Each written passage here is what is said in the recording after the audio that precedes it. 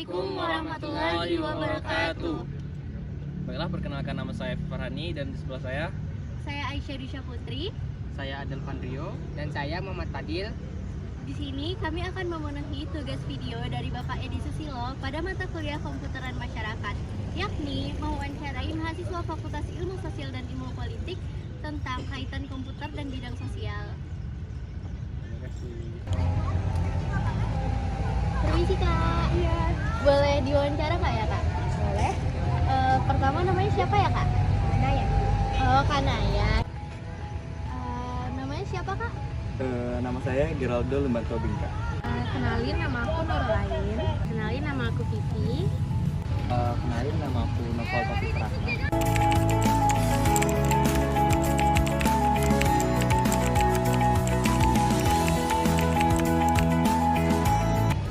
Contoh pengaplikasian teknologi di bidang sosial menurut aku sih media sosial yang udah jelas yang kita gunain sehari-hari. Mungkin terusnya Google Meet karena mahasiswa kan kadang kan pembelajaran nggak selalu offline, ada yang online juga. Selanjutnya mungkin kayak aplikasi buat pendaftaran di rumah sakit buat kesehatan. Contohnya itu banyak, contohnya itu salah satunya komputer, HP, laptop, dan juga yang lainnya. Mungkin di dalam itu juga kita bisa mengaplikasinya lewat media sosial gitu. Ada beberapa contoh pengaplikasian teknologi termasuk media sosial, yaitu ada Facebook, Instagram, Twitter, WA, dan lain-lain. Nah, dari yang aku tahu, contoh penggunaan aplikasi gitu tuh kayak menggunakan HP, laptop, komputer untuk mencari informasi-informasi terbaru. Terus juga untuk bersosialisasi dengan teman-teman kita tanpa menghiraukan jarak dan waktu. Bidang sosial banyak, tapi kalau dari konsentrasi aku komunikasi, bidang sosial itu teknologi banyak dimanfaatkan kepada media komunikasi.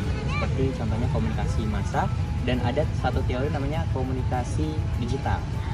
Kita menggunakan HP untuk berkomunikasi, kemudian kita menggunakan platform digital untuk menyebarkan komunikasi secara massal. Oke.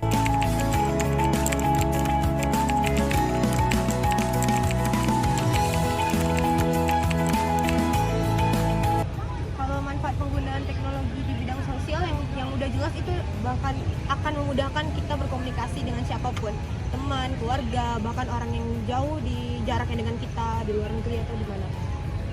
Juga mempercepat aksesibilitas kita. Salah satunya itu yang pasti komunikasi ya.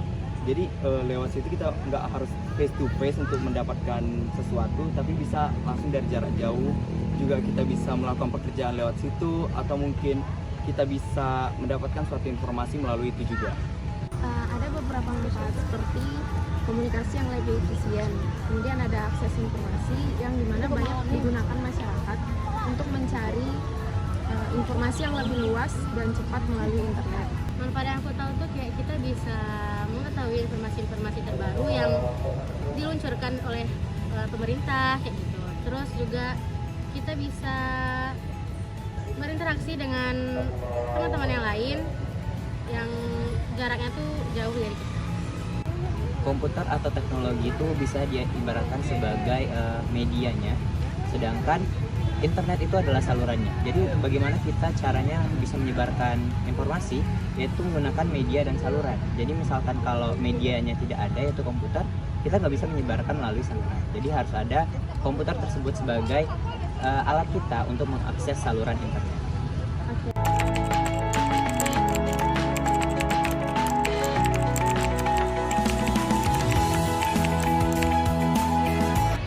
Dampak positif teknologi di bidang sosial menurut aku sih kita jadi lebih cepat ya mendapatkan informasi apapun.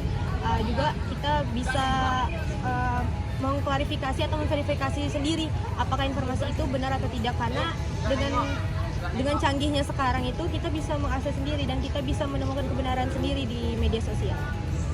Dampak positifnya kembali lagi dengan yang tadi, yaitu komunikasi, mendapatkan suatu informasi, mendapatkan suatu keuntungan dari situ, contohnya lowongan pekerjaan mungkin, dan juga kita bisa menambah relasi yang cukup luas melalui media sosial dan teknologi tersebut.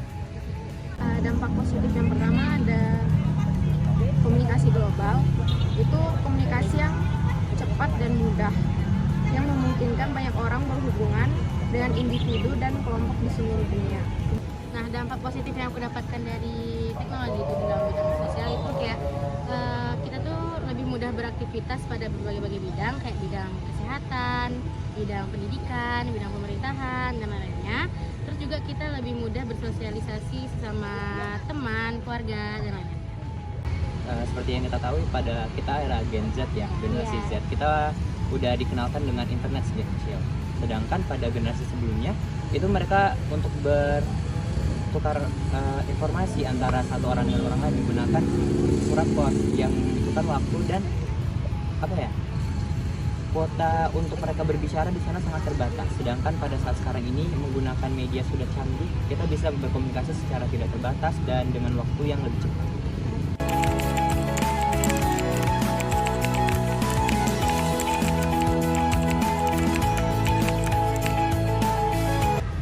Negatifnya udah pasti banyak ya.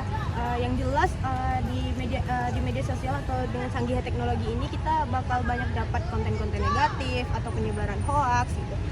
Dengan semakin canggihnya teknologi juga kayak ada AI gitu kan, pasti membuat privasi kita semakin terancam. Iya, mungkin beberapa orang menggunakannya untuk hal negatif. Contohnya itu bisa dari kriminalitas, peretasan, atau mungkin melakukan hal tidak senonoh melalui teknologi dan juga pencemaran nama baik seseorang gitu. Ada beberapa macam, yang salah satunya itu seperti privasi dan keamanan, yang dimana kekhawatiran tentang privasi data kita yang telah meningkat seiring dengan penggunaan teknologi dengan potensi risiko pencurian data dan pelanggaran privasi. Dampak negatif dari teknologi itu sendiri itu kita bisa juga kecanduan dalam penggunaan teknologi tersebut. Juga kita bisa mendapatkan berita-berita kayak hoax gitu, terus kita juga lebih mudah terpengaruh gitu. Kalau dampak negatifnya itu udah masuk pada perdebatan digital saat ini, di mana banyak AI. Kita tuh berkomunikasi tetapi dinyatakan seperti tidak memiliki nyawa. Maksudnya kita berkomunikasi tetapi dalam kita menggunakan media ini kita tidak memberikan nyawa di sana. Kita seperti kadang kita kan lagi sedih, tapi yang kita gunakan media komunikasi itu kita mengatakan di situ bahwa kita bahagia, kita seperti itu. Sedangkan pada kenyataannya tidak. Itu menjadi dampak negatif di mana keaslian manusia itu sekarang mulai berkurang dan banyak sekali kepalsuan dunia maya.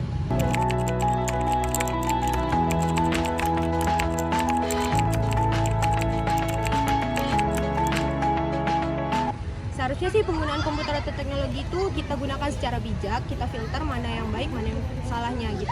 Jadi tidak semua apa yang kita dapat dari teknologi itu kita telan mentah-mentah, tapi kita harus saring terlebih dahulu. Nah, seharusnya kita sebagai orang yang mempunyai pikiran yang bagus, kita melakukannya dengan bijak sih, menggunakan teknologi itu dengan bijak, seperti melakukan hal-hal positif di dalam penggunaan teknologi tersebut. Penggunaan teknologi komputer dan teknologi di bidang sosial dapat diperhatikan dari beberapa faktornya, seperti ketepatan dan etika. Gunakan teknologi dengan etika yang baik, seperti menghindari penyebaran berita palsu, perundungan online, dan pencurian data. Nah, seharusnya itu kita harus menggunakan teknologi itu dengan baik dan bertanggung jawab, terus tidak mengubah kayak interaksi kita sama manusia kayak masa lihat HP aja gitu. Jadi kalau bisa tetap muka langsung. Kalau pada bidang sosial kita perlu yang namanya pertama undang-undang internet, undang-undang ITE untuk mengatur lalu lintas penggunaan media sosial kita. Kalau tanpa itu banyak sekali kriminalitas yang dapat terjadi, kemudian penipuan tadi itu banyak sekali terjadi tanpa adanya undang-undang tadi.